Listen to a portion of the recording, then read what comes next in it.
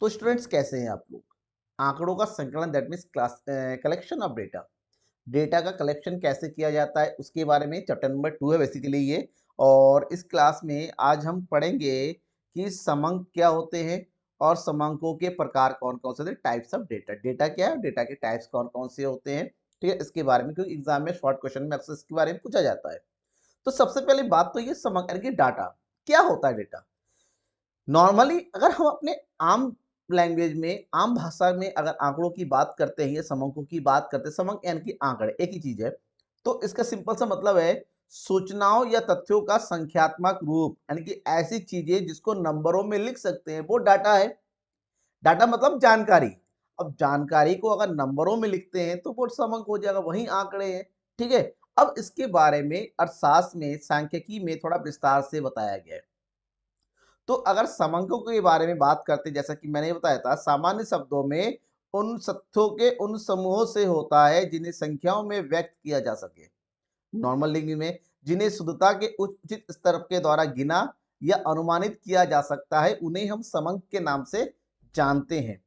मतलब साफ है, किसी पूर्व निश्चित उद्देश्य के लिए जिन्हें एकत्रित किया जाता है, जिन्हें एक दूसरे से संबंधित रूप में प्रस्तुत किया जाता है, उसी को हम क्या कहते हैं? समंक कहते हैं। कि जो भी आंकड़े हम इकट्ठा करते हैं अपने उद्देश्यों की पूर्ति के लिए, ठीक ना, जो एक दूसरे से जुड़े हुए हैं, उन्हें हम समंकों के नाम से जानते हैं। जैसे कहे आपकी क्लास का रिजल्ट पता करना है तो क्या करेंगे? क्लास में जितने बच्चों है उस बच्चों की संख्या है, हर बच्चों के मार्क्स सब्जेक्ट के हिसाब से हम इकट्ठा करेंगे। तो जो मार्क्स आएंगे अलग अलग सब्जेक्ट के विभिन्न बच्चों के, वो हमारे लिए समंक होगा। ठीक है। अब बात करते हैं, अगर सांख्यिकी रीति से समंकों के मतलब हम पता करें तो सांख्यिकी रीतियों में समंकों का संकलन महत्वपूर्ण एक कार्य होता है। संकलन मतलब आंकड़ों का इकट्ठा करना। देखिए, जब तक हमारे पास आंकड़े नहीं होंगे तब तक हम अध्ययन नहीं कर पाएंगे, मतलब पढ़ नहीं पाएंगे। स्टडी करने के लिए हमारे पास कुछ तो होना चाहिए। तो किसी भी समस्याओं के अध्ययन करने के लिए सरकार को बजट बनाना है।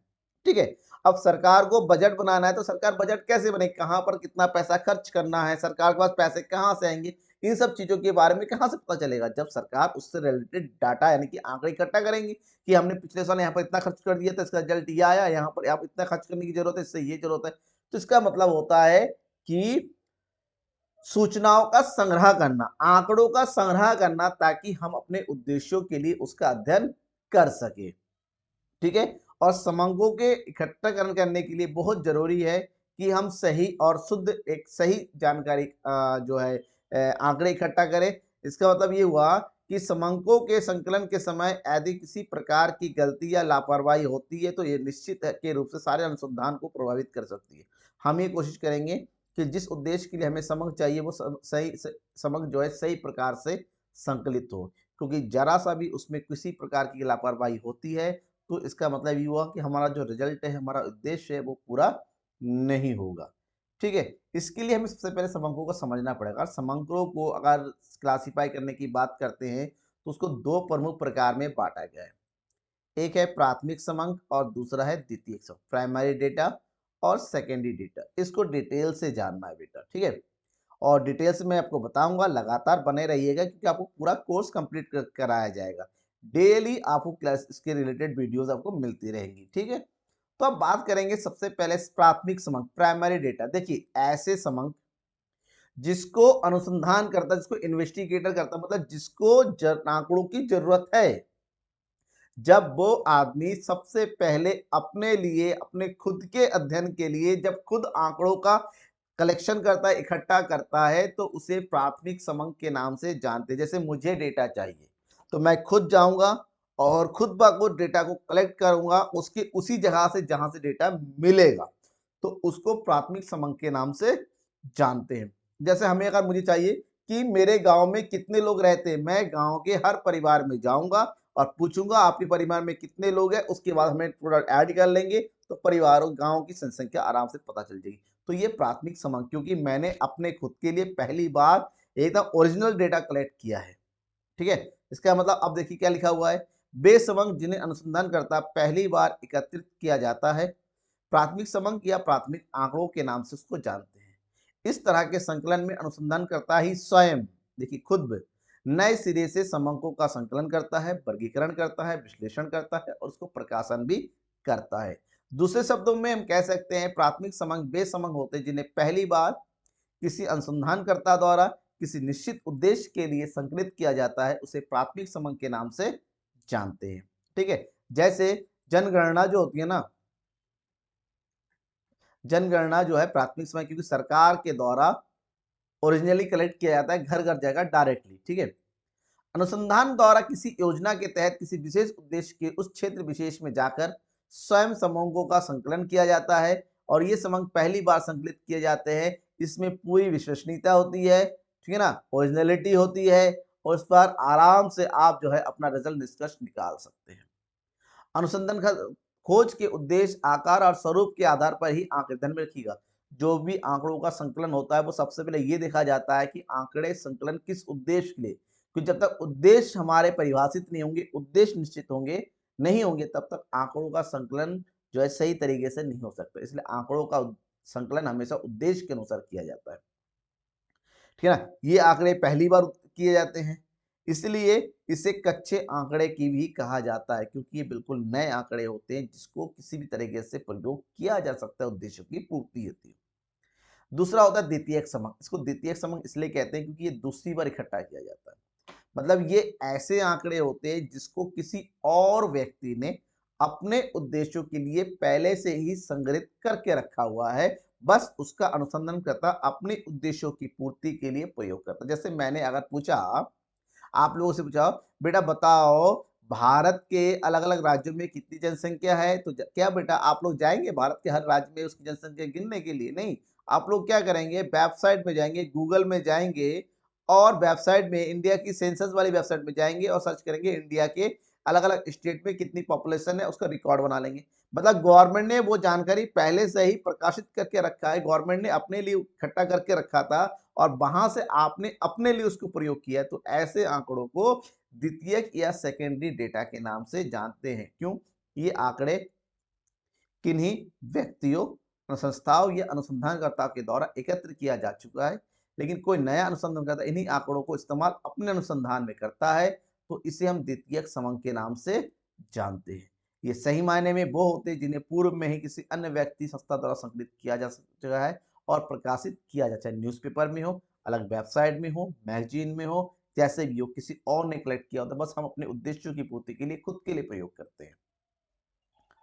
ठीक है, अर्थात ये कह सकते हैं कि जब कोई अनुसंधानकर्ता किसी अन्य अनुसंधानकर्ता द्वारा संकलित किए गए उपलब्ध समंकों को ही आधार बनाकर अपने लिए अनुसंधान करता है, तो प्रयोग में आने वाले इन्हीं प्राथमिक समंक उस नए अनुसंधानकर्ता के द्वितीयक समंक कहलाते हैं। पहली बार एक आदमी ने किया, ए ने अपने लिए प्रयोग किया, अब बी को डेटा चाहिए, बी जो है ए के डेटा को यूज करता है, तो ए के लिए वो प्राथमिक होगा और बी के लिए वो द्वितीयक होगा। और इसके एम एम बिलियन ने इसको एक्सप्लेन किया है, द्वितीयक समंक वे होते हैं जो पहले से ही अस्तित्व में है, जो प्राथमिक वर्तमान प्रश्नों के उत्तर के अतिरिक्त किसी अन्य उद्देश्यों से भी एकत्रित किए जा चुके हैं। ठीक है, एग्जाम्पल के बारे में ऑलरेडी दे चुका हूँ, कई सारे एग्जाम्पल। अब प्राथमिक असमंक और एग्जाम में जो आता है जो सबसे इंपॉर्टेंट है वो है प्राथमिक एवं द्वितीयक समंकों में अंतर स्पष्ट करना है, क्योंकि अंतर बहुत ज्यादा पाए जाते हैं। तो उसके अंतर बेसिकली आप जो है कॉलम के हिसाब से ऐसे भी लिख सकते हैं कि एक तरफ प्राथमिक समंक और दूसरी तरफ द्वितीयक समंक, लेकिन जो है नॉर्मली मैं आपको बता रहा हूँ, आप अपने हिसाब से इसको लिखिए। अगर अंतरों की बात करते हैं, सबसे पहला, प्राथमिक समंक मौलिक होते हैं जबकि द्वितीयक समंक में मौलिकता नहीं होती है, क्योंकि प्राथमिक समंक जो है अनुसंधानकर्ता खुद एकत्रित करता है, जबकि द्वितीयक समंक किसी और व्यक्ति के द्वारा अपने लिए जो है इकट्ठा किया होता है, जो अनुसंधानकर्ता अपने प्रयोग के लिए उसको बाद में वहां से आंकड़ों को ले लेता है। इसलिए मौलिक नहीं होते क्योंकि किसी और का डेटा होता है। प्राथमिक समंक को एकत्र करने में धन, समय, मेहनत, बुद्धि का ज्यादा प्रयोग होता है, जबकि द्वितीयक समंकों के लिए, ठीक है ना, ऑलरेडी एकत्रित होते, ऐसे में ज्यादा धन, समय या परिश्रम या बुद्धि की आवश्यकता नहीं होती है। प्राथमिक समंक अनुसंधानकर्ता के लिए सदैव ही अनुकूल होते हैं, क्योंकि वो अब खुद करता है, अपने लिए करता है। इन समंकों में संशोधन की ज्यादा आवश्यकता नहीं पड़ती है, ठीक है ना, क्योंकि उद्देश्यों के अनुसार ही किया जाता है, जबकि द्वितीयक समंक में किसी और का डेटा होता है जो अपने लिए प्रयोग में लाता है। इसमें संशोधन करना पड़ता है, उसको अपने उद्देश्य की पूर्ति के लिए उसमें थोड़ा बहुत अपने लिए चेंजेस करना पड़ता है, ठीक है ना? प्राथमिक समंको के प्रयोग समय अत्यंत सावधानी बरतने की आवश्यकता नहीं होती है क्योंकि हमें पता है कि हमने अपने लिए तो हमें क्या उसमें लेकिन द्वितीयक समंकों के प्रयोग के लिए सावधानी बरतने की डेटा सही है, नहीं है क्योंकि किसी और ने कलेक्ट किया है, कहाँ से कलेक्ट किया, क्या ये हमारे लिए सही है, इसके स्रोत क्या है, उसे कलेक्ट करने का उद्देश्य क्या है, अनुसंधान को परखने का तरीका क्या होगा, इन सब चीज़ों को हमें देखना और समझना पड़ता है। ठीक है? तो ऐसे में क्या कर सकते हैं, प्राथमिक समंक और द्वितीय समंक बहुत ही महत्वपूर्ण है। बेसिकली हम ये कह सकते हैं सबसे ज़्यादा यूज़ होने वाला जो समंक है वो द्वितीयक ही होता है क्योंकि आज की डेट में कोई भी काम हम ऑलरेडी देखते हैं किसी से वहाँ से डायरेक्ट कलेक्ट कर लिया जाता है। तो द्वितीयक समंक का प्रयोग लेकिन द्वितीयक समंक का प्रयोग करने के लिए हमें सावधानी बरतनी पड़ती है। ठीक है ना? डेटा डेटा होता है, बस क्या होता है अगर आपने खुद कलेक्ट किया है तो वो प्राथमिक बन जाएगा और आपका डेटा जब कोई और कलेक्ट करेगा वो द्वितीयक बन जाएगा। ठीक है? तो एच सैकराइस्ट के अनुसार प्राथमिक व द्वितीयक आंकड़ों में अंतर केवल अंशों का है। जो आंकड़े एक पक्ष के लिए प्राथमिक है, वही दूसरे पक्ष के लिए क्या हो जाएगा? द्वितीयक हो जाएगा। ठीक है? समझ में आ गया ना? इसकी बाद वाली क्लास में आपको बताऊँगा कि कलेक्शन की कौन सी विधियाँ हैं, कौन से मेथड्स हैं, इन सब चीज़ों के बारे में बात करेंगे। ठीक है ना? आज के लिए इतना ही। तो कोई भी डाउट है किसी प्रकार का ज़रूर पूछिएगा। अपने डाउट्स को मुझ तक पहुँचाइए, मैं उसको सॉल्व करने की पूरी कोशिश करूँगा और लगातार बने रहिए आप स्टैटिक्स के हर एक इम्पोर्टेंट टॉपिक्स के लिए। एक भी टॉपिक छोड़ा नहीं जाएगा, सब कवर किया जाएगा, बस आपको मेरे साथ बने रहने की